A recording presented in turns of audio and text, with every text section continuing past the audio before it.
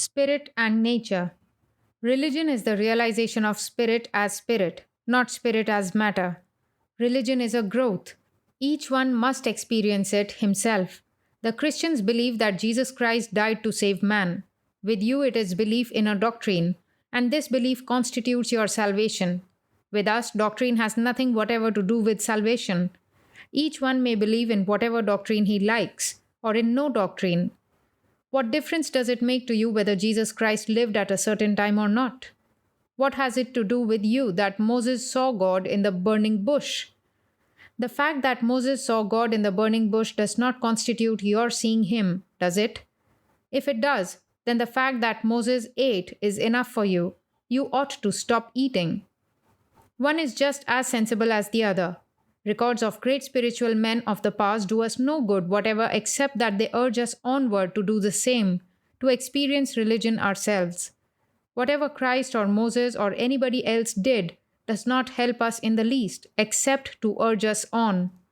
Each one has a special nature peculiar to himself which he must follow and through which he will find his way to freedom. Your teacher should be able to tell you what your particular path in nature is and to put you in it. He should know by your face where you belong and should be able to indicate it to you. You should never try to follow another's path, for that is his way, not yours. When that path is found, you have nothing to do but fold your arms, and the tide will carry you to freedom. Therefore, when you find it, never swerve from it. Your way is the best for you, but that is no sign that it is the best for others. The truly spiritual see spirit as spirit, not as matter. It is spirit that makes nature move. It is the reality in nature. So action is in nature, not in the spirit. Spirit is always the same, changeless, eternal. Spirit and matter are in reality the same, but spirit as such never becomes matter, and matter as such never becomes spirit. The spirit never acts. Why should it? It merely is, and that is sufficient. It is pure existence absolute and has no need of action. You are not bound by law.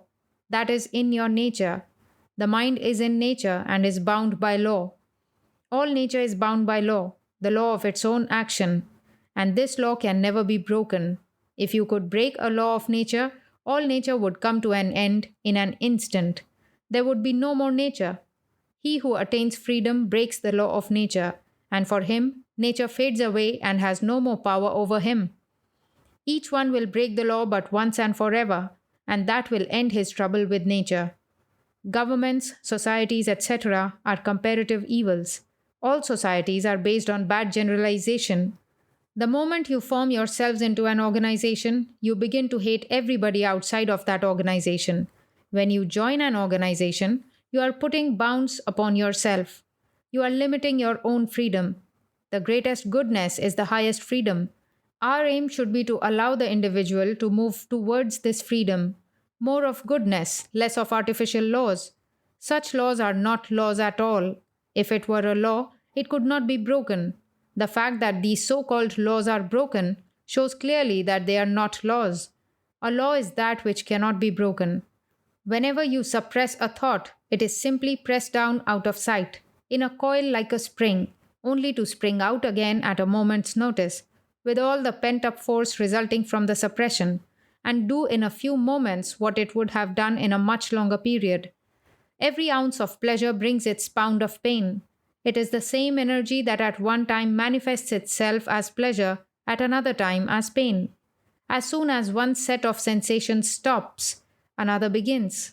But in some cases, in more advanced persons, one may have two, yeah, even 100 different thoughts entering into active operation at the same time. Mind is action of its own nature. Mind activity means creation. The thought is followed by the word, and the word by the form. All of this creating will have to stop, both mental and physical, before the mind can reflect the soul.